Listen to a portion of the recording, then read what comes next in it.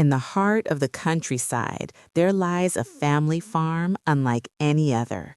A quiet stretch of rolling fields dotted with wildflowers that swayed gently in the breeze, small ponds reflecting the morning sunlight, and clusters of old trees that have stood for decades.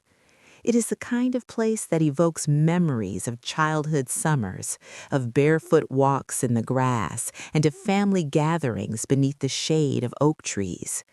This land wasn't just property, it was a legacy, a living memory of generations who had cultivated, cared for, and cherished every inch of it. For years, the family took pride in maintaining it. Every spring, they tended to the orchards, planting new saplings alongside the old, gnarled trees that had witnessed countless seasons. The fields were fertilized, plowed, and kept immaculate, not for strangers, not for photographers or vendors, but for themselves, for the quiet joy of walking through a space they could truly call their own. And yet, over time, something began to change. Word about this idyllic property began to spread, not through official channels, not through advertisements, but through whispers, social media posts, and local chatter. Couples seeking a picturesque backdrop for their wedding photos, photographers looking for hidden gems, and event planners hunting for unique locations stumbled upon the farm. To them, it looked like a dream come true, sprawling fields, golden sunsets, and a landscape untouched by modern chaos. The family noticed the first intrusion subtly at first. A lone photographer with a bride carefully posed beneath a blossoming tree, capturing moments of perfection. They would approach gently, politely, explaining that this was private property and asking them to leave. Most complied, apologizing and retreating quickly, but the family began noticing a pattern. More photographers arrived, some boldly setting up elaborate shoots, leaving footprints in the grass, and occasionally littering the land with props and equipment. It was clear people had started assuming that the farm was open to anyone. Instagram hashtags and Pinterest boards seemed to give permission that the family had never granted. A small, quiet farm, once a sanctuary, was turning into a stage for strangers' celebrations. The family tried gentle measures at first, handwritten notes, polite requests, and even casual conversations with trespassers. "This is private property," they would say, hoping that courtesy would be enough to protect their sanctuary. But courtesy was ignored. People dismissed the signs, the gentle warnings, and the quiet requests. They arrived in groups, some even with assistants, and treated the land as if it were public, assuming that permission was implied by its beauty and accessibility. The family began to feel the weight of this ongoing disrespect. Their sanctuary, their home, their legacy was being used, taken advantage of, and diminished. They realized that something more decisive needed to be done. The serene farm that had been a source of peace and pride for generations was at risk of being exploited. It wasn't just about land, it was about boundaries, respect, and the principle that what belongs to someone else cannot be used at will. And so, a quiet determination began to hold. They would reclaim their land, not with anger or malice, but with strategy, creativity, and unwavering resolve. The trespassers would learn once and for all that this was private property, and it was no one's right to use it without permission. The stage was set. The first signs had been posted, polite warnings had been given, and the first confrontations were just beginning. What followed would become a story of persistence, clever defense, and ultimately a triumphant reclamation of what was rightfully theirs. After the first few incidents, the family knew that polite warnings were not enough. They began taking more deliberate steps to protect their property. They added additional signage across the farm, large, clear signs placed near all entrances, paths, and commonly used areas. Each sign read, "Private property, no photography or events without permission. Trespassers will be prosecuted." They even included contact information for inquiries, hoping that anyone who truly wanted access would respect the process. But the signs were often ignored. Photographers would stroll past them as if they were invisible, guiding brides and grooms onto the soft grass for their photo shoots. Vendors carrying floral arrangements and elaborate props would trample through wildflower patches without a second thought. The family's frustration grew. Their once pristine fields were being treated like a disposable backdrop for someone else's fleeting moments. The family started keeping a log of incidents, dates, times, and even photographs of trespassers caught on their security cameras. They documented license plates and the names of local vendors, preparing themselves in case the situation escalated into legal action. They knew they had a right to defend their property, but they also understood the importance of evidence if the trespassers tried to deny wrongdoing. Some incidents escalated quickly. One morning, a young photographer arrived early with a full bridal party, carrying large lighting equipment, reflectors, and props. They had already set up a small canopy and scattered decorative flower petals on the grass. The father of the family approached them calmly, explaining that this was private land and they did not have permission to conduct a shoot. The photographer, looking flustered, waved his hand dismissively and said, "We didn't see any signs. We're just here to take pictures." The family knew better. The signs were obvious, but these vendors had grown accustomed to assuming access to beautiful locations without asking. The confrontation ended with the photographer reluctantly packing up and leaving, but the family realized that this would happen again and again if they didn't take stronger measures. It wasn't just about individual incidents. Over time, the cumulative disrespect was taking a toll. Footpaths were forming in areas that were never meant to be walked on. Flowers were trampled, and once quiet corners of the farm became staging areas for elaborate shoots. The family had invested decades into caring for the land, yet it seemed that outsiders treated it as a disposable backdrop. This growing tension created a sense of vigilance in the family. Every weekend, they would walk the property to check for signs of intrusion. They inspected the perimeter, repaired fences, and ensured that gates were locked. In some cases, they even planted small barriers, hedges, and shrubs that subtly guided people away from sensitive areas. Their approach was thoughtful. They did not want to ruin the beauty of the farm, only to assert their ownership clearly. Word of these repeated confrontations began spreading through the local community.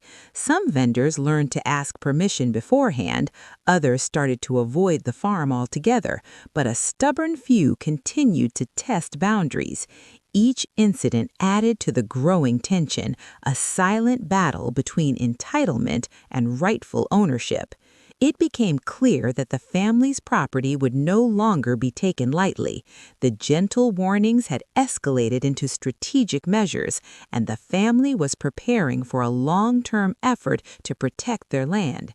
They understood that reclaiming their space would require not only confrontation, but also clever planning and a determination that could withstand repeated trespasses. The stage was set for the next phase. The family would not only warn trespassers, they would actively prevent them from using the land, transforming their farm into a place that could no longer be taken for granted. And as these plans began to unfold, the trespassers would soon realize that this family was serious. As the weeks turned into months, the trespassing incidents became bolder. The family, now vigilant and prepared, began encountering repeat offenders, photographers, wedding planners, and vendors who seemed to think that polite warnings were optional. Some arrived with full crews, carrying ladders, lighting rigs, and props that could easily damage the delicate landscape. Others brought vehicles directly onto the property, leaving tire tracks across soft grass and muddying the fields. One particularly tense morning, a team of photographers arrived before sunrise. The father of the family, noticing the car lights from his kitchen window, stepped outside and called out calmly but firmly, "This is private property. You need to leave immediately." The lead photographer, a man in his mid-30s with a professional air, laughed lightly, brushing it off. "We're just doing a quick shoot. We won't be long. The light is perfect right now," he said, gesturing to the early sun filtering through the trees. The father's response was measured but unwavering. "Permission is required for any photography or events here. You do not have permission. Please leave or I will call the authorities." What followed was a standoff that lasted nearly an hour. The photographer tried to negotiate, offering money or claiming ignorance. He argued that everyone uses beautiful locations like this and that it was common practice in the industry to assume open access. But the family held their ground. They would not be bullied, cajoled, or undermined. Eventually, the photographers packed up and left, but the family realized that confrontations like this were inevitable. They weren't just dealing with casual trespassers, they were dealing with people who believed entitlement trumped boundaries. And that meant the family had to escalate their efforts beyond signs and polite warnings. They began to implement creative strategies to protect the land physically. Paths that were frequently used by trespassers were blocked with temporary fencing. Saplings and shrubs were planted along vulnerable areas, making it impossible to enter without clear permission. The natural beauty of the farm became its own defense mechanism, an organic barrier that subtly reminded intruders they were not welcome. In one particularly dramatic case, a wedding planner arrived with a bride and groom for a styled shoot. They were carrying large floral arrangements, delicate fabrics, and even a small vintage car for photos. The family, now experienced and unflinching, met them at the entrance. The conversation quickly escalated. "Father, this is private property. You cannot enter without permission. You need to leave." Planner, "We only need an hour. We won't touch anything. It's just for a few photos." Father, "Permission is required. You do not have it. Please leave immediately."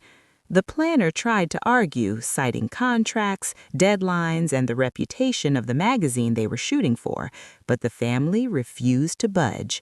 Eventually, after a tense half hour, the party left, but not without frustration, complaints, and a newfound respect for the rules of ownership. Every confrontation reinforced a lesson. This was not just land, but a boundary, a line that could not be crossed without consent. The family's determination to protect their farm grew stronger with each incident. They began documenting every encounter, from minor trespasses to major standoffs, creating a record that would serve as both evidence and a warning. The local vendor community began to take notice. Some apologized in advance, asking for written permission or offering to pay for access. Others avoided the farm altogether. Yet the persistent few continued to test limits, requiring the family to remain vigilant and creative. Through it all, the farm remained beautiful. Every tree planted, every path blocked, and every boundary enforced was done with care. The family wanted to protect the serenity of their land, not just for themselves, but for future generations. And slowly, the message was spreading. This was private property, and trespassers would no longer be tolerated. The tension was building toward the next stage, the ultimate showdown, where the family would use clever strategies to permanently prevent unauthorized access, reclaiming their sanctuary once and for all. After months of repeated intrusions and confrontations, the family realized that simply warning trespassers or posting signs would no longer suffice. They needed a strategy that would physically protect the land while preserving its beauty. It wasn't enough to react, they had to take proactive measures to reclaim the space that had been so carelessly treated as available by outsiders. The first step was subtle yet effective. They began planting trees along the most frequently trespassed areas. Rows of young saplings were planted in carefully chosen spots, blocking sight lines, preventing direct paths, and creating natural barriers without destroying the aesthetic of the farm. What was once open land gradually became sections of shadowed groves and sheltered spaces that made it clear this land was no longer entirely accessible. Next, they tackled the problem of paths that had formed from repeated foot traffic. Invisible lines had become well-worn trails, almost inviting photographers and planners to follow them. To disrupt these, the family used a combination of fencing, hedgerows, and natural landscaping. Low wooden fences were installed in discreet yet strategic locations, blending with the environment, while thorny shrubs and native plants filled in gaps. Anyone attempting to enter without permission would now encounter subtle obstacles, enough to discourage casual trespassers without altering the farm's natural charm. Water features were another tool. Small ponds and streams already on the property were slightly reshaped, enhancing their natural beauty while acting as soft barriers. Where a photographer might have once crossed a shallow stream to reach an open field, there now lay a wider stretch of water bordered by reeds and wildflowers, making access difficult without intentional effort. The family also introduced creative landscaping elements. Flower beds were repositioned, sections of the orchard were expanded, and small mounds of earth were created in areas that had been repeatedly trampled. Each change was subtle, almost imperceptible from a distance, but it was effective. These alterations forced intruders to stop and reconsider their access. They couldn't simply walk straight in anymore. Even the gates and entrances received upgrades. The old farm gates were repaired and reinforced, some with antique designs that matched the farm's aesthetic, others with modern security locks. Cameras were discreetly installed to monitor activity near access points, ensuring that any repeat intrusions would be documented. The family maintained a careful balance. They wanted to protect their land without making it feel like a fortress, preserving the charm and serenity that had drawn people in the first place. The first reactions from trespassers were telling. Photographers who had previously strolled casually across the property were now confused or frustrated by the blocked paths and newly planted barriers. Some left immediately, muttering under their breath, while others tried to find alternate routes, only to be gently but firmly redirected by the family. Over time, it became clear the farm was no longer open for casual use. These measures were not just about defense, they were about reclaiming control. The family wanted to teach a lesson.